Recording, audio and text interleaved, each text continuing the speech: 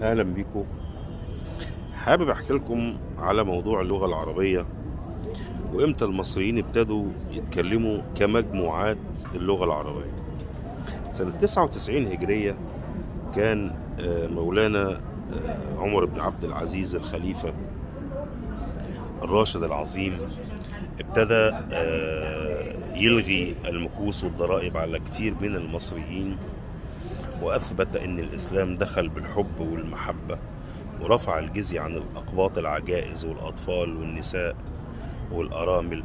فما كان من المصريين إلا أنهم أحبوا هذا الخليفة الجليل، وتحولوا رويدا رويدا نحو الحديث باللغة العربية حتى ولو ما كانوش مسلمين.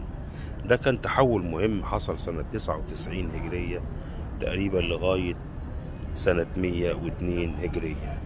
كمان عمر بن عبد العزيز من حسن حظنا انه التقى بمولانا الليث بن سعد، هذا الامام الجليل العظيم اللي كان تقريبا في حكم مستشار عمر بن عبد العزيز.